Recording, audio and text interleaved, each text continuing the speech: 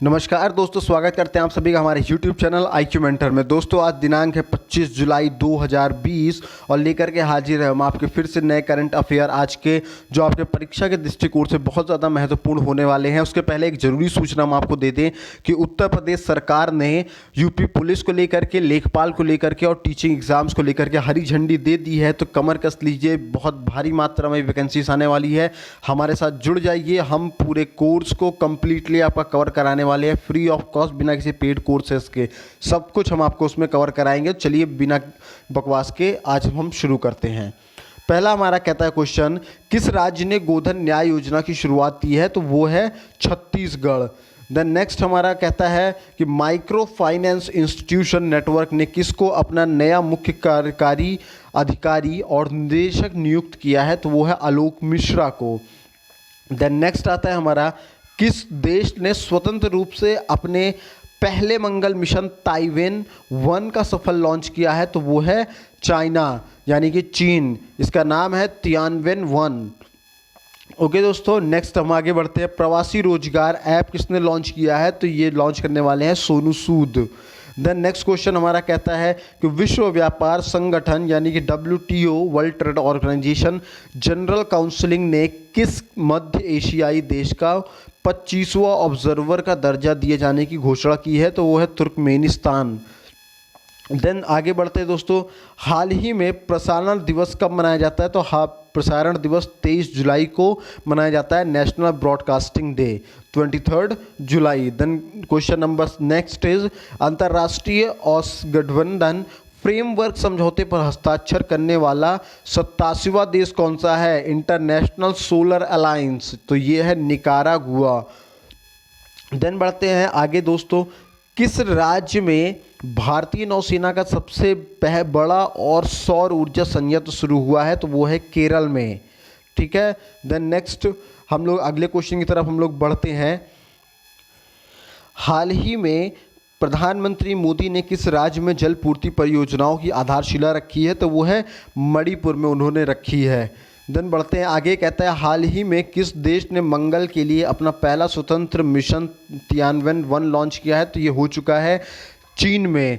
ठीक है दोस्तों, और जो 19th एशियन गेम 2020 है ना, ट्रिपलेट भी होने वाला है यहीं पे।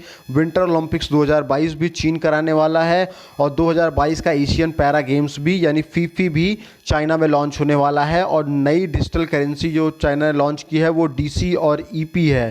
देन बढ़ते हैं दोस्तों आगे की तरफ।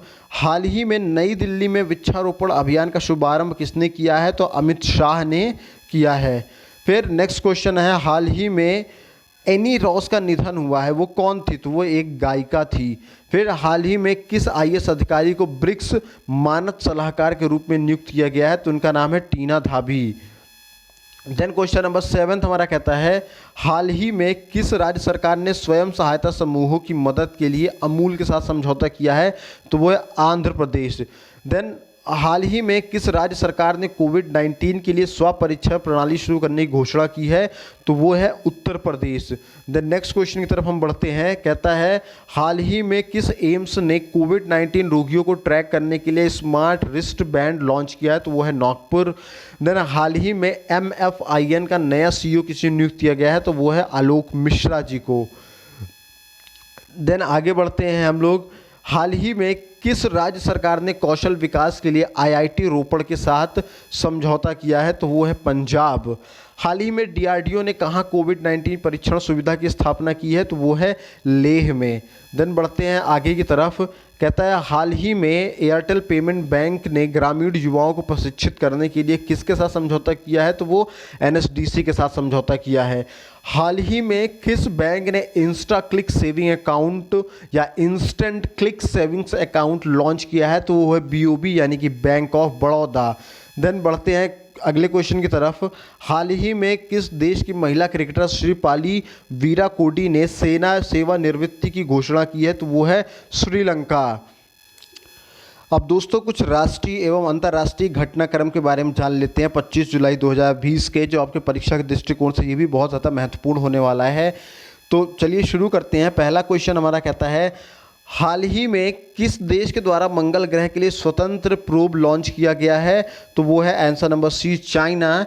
क्या है इसमें, इसका नाम जो है, जो ग्रह है, जो रॉकेट जो ये लॉन्च किया गया है सैटेलाइट, इसका नाम है तियानवेन-1 रखा गया है।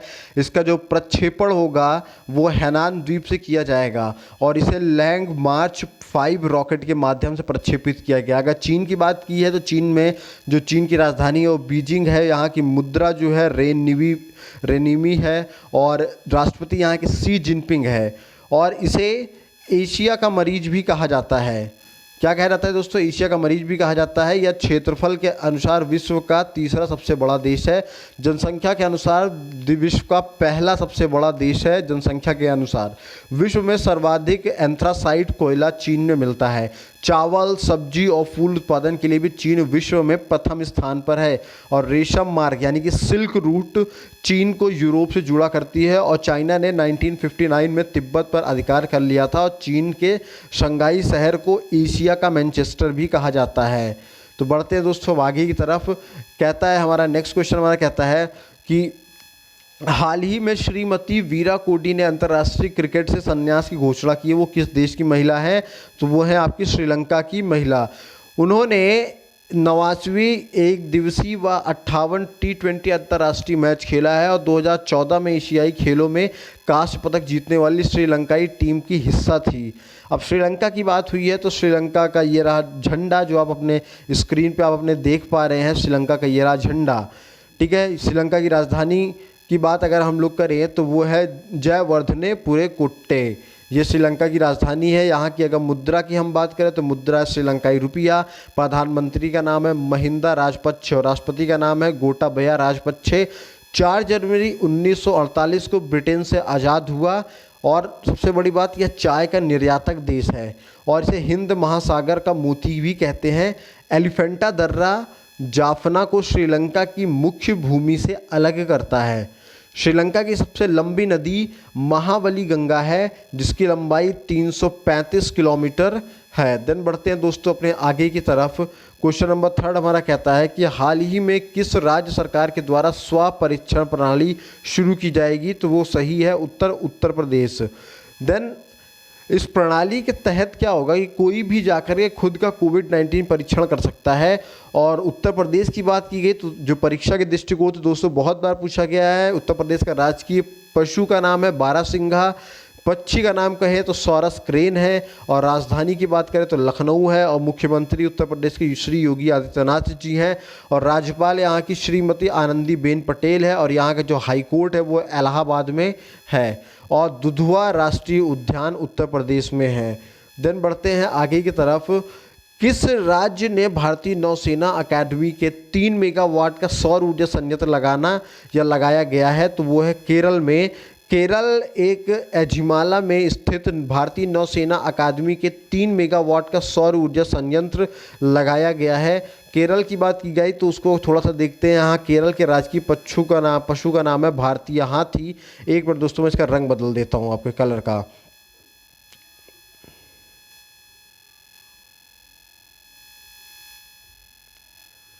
हाँ, राजकीय पक्षी का नाम करें तो ग्रेट हॉर्निवल है। राजधानी का नाम है तिरुवनंतपुरम है और मुख्यमंत्री यहाँ के कौन है? पिनाराई विजयन है।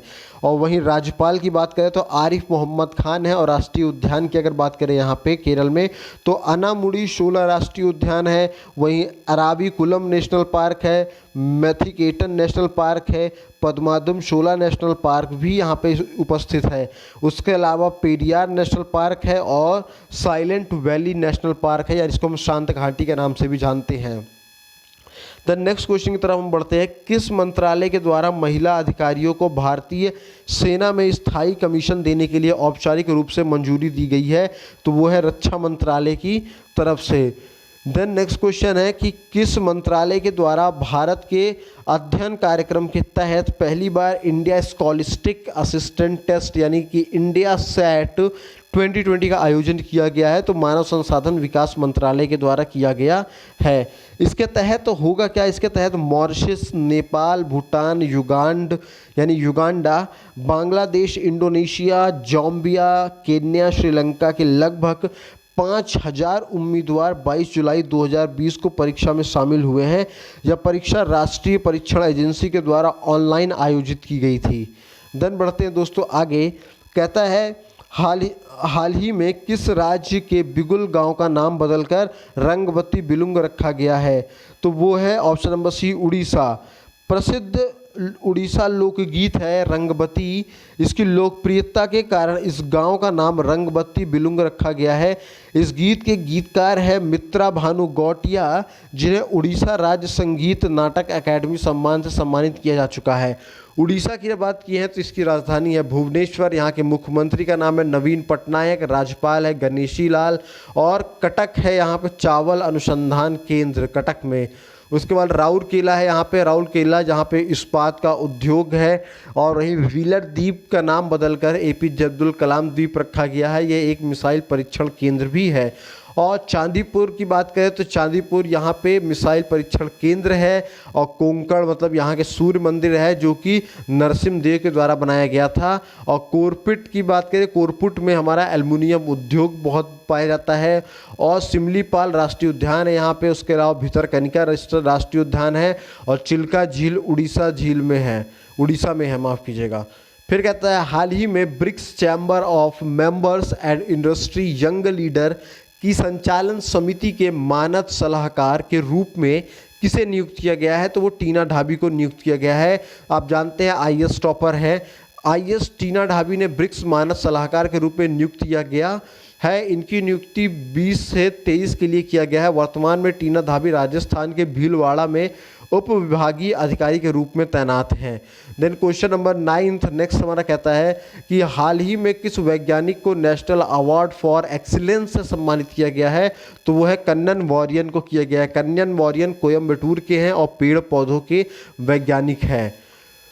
अगर बस नेक्स्ट बात करें तो हाल ही में अमित शाह के द्वारा ट्री प्लांट ड्राइव या ट्री प्लांटेशन ड्राइव 2020 का अभियान का शुभारंभ किया गया है। इसका आयोजन किस मंत्रालय के द्वारा किया गया है? तो कोयला मंत्रालय के द्वारा किया गया है। इस अभियान के तहत 10 राज्य, 38 जिले और 6000 एकड़ भूमि के पेड़ लगाए जाएंगे। वहीं नेक्स्ट क्वेश्चन की तरफ हम लोग बढ़ते हैं तो कहता है हाल ही में किसके द्वारा मणिपुर जलपूर्ति परियोजना का उद्घाटन किया गया है? तो वो नरेंद्र मोदी जी के द्वारा किया गया था। 23 जुलाई 2020 को वीडियो कॉन्फ्रेंसिंग के द्वारा मणिपुर जलपूर्ति परियोजना का उद्घाटन किया गया। इस परियोजना के द्वारा ग्रेटर इम्फाल व मणिपुर के 1700 गांवों को स्वच्छ पानी उपलब्ध कराया जाएगा। देन बढ़ते हैं आगे।